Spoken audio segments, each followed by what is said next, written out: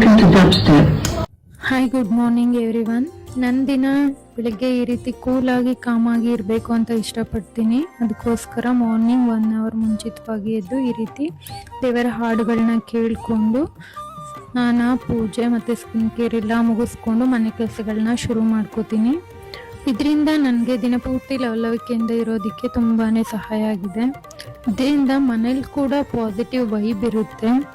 Morning ಯಾವಾಗಲೂ ಹೆಣ್ಮಕ್ಳಿಗೆ ತುಂಬ ಸ್ಟ್ರೆಸ್ ಇರುತ್ತೆ. ಅಡುಗೆ ಮನೆಯಲ್ಲಿ ದಡಬಡ ಗಡಿಬಿಡಿ ಅಂತ ಎಲ್ರಿಗೂ ತಿಂಡಿ ಪ್ರಿಪೇರ್ ಮಾಡಬೇಕಾಗಿರುತ್ತೆ. ಅದ್ರ ಜೊತೆಲಿ ಈ ರೀತಿ ಹಾಡುಗಳನ್ನ ಕೇಳಿಕೊಂಡು ನಾವು ಕೆಲಸಗಳನ್ನ ಮಾಡ್ತಾ ಇದ್ರೆ ನಮಗೂ ಕೂಡ ಸ್ಟ್ರೆಸ್ ಲೆವೆಲ್ ಕಡಿಮೆ ಇರುತ್ತೆ. ಇದು ನನಗೆ ಒಂಥರ ಮ್ಯೂಸಿಕ್ ಥೆರಪಿ ಥರ ವರ್ಕ್ ಆಗ್ತಾ ಇದೆ. ಮನೇಲಿರೋರು ಸಹ ಯಾವುದೇ ರೀತಿ ಗಡಿಬಿಡಿ ಇಲ್ಲದೆ ನಿಧಾನಕ್ಕೆ ದೇವರ ಹಾಡುಗಳನ್ನ ಕೇಳಿಕೊಂಡು ಒಬ್ಬರಾಗಿ ಇದ್ದು ತಮ್ಮ ನಿತ್ಯ ಕರ್ಮಗಳನ್ನ ಮುಗಿಸ್ಕೋತಾರೆ.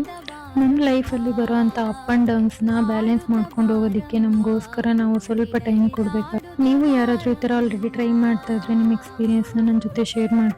ಟ್ರೈ ಮಾಡದೇ ಇರೋರು ಕೂಡ ಟ್ರೈ ಮಾಡಿ ಎಕ್ಸ್ಪೀರಿಯೆನ್ಸ್ನ ಶೇರ್ ಮಾಡ್ಕೊಳ್ಳಿ. ಕೆಲವೊಬ್ಬರು ಫಾಲೋವರ್ಸ್ ಮತ್ತು ಫ್ರೆಂಡ್ಸು ರೆಸಿಪೀಸ್ನ ವಾಯ್ಸ್ ಓವರಲ್ಲಿ ಕೊಡಿ ಅಂತ ಹೇಳಿದ್ದಾರೆ. ಇನ್ನು ಮುಂದೆ ಕೂಡ ನಾನು ಅದಕ್ಕೆ ಪ್ರಯತ್ನ ಮಾಡ್ತೀನಿ. ಯಾಕಂದರೆ ಅಡುಗೆಯಲ್ಲಿ ಸಣ್ಣ ಪುಟ್ಟ ಡೀಟೇಲ್ಸ್ ಇರುತ್ತೆ. ಅದು ಕೂಡ ಅಡುಗೆಗೆ ತುಂಬಾ ಇಂಪಾರ್ಟೆಂಟ್ ಆಗಿರುತ್ತೆ.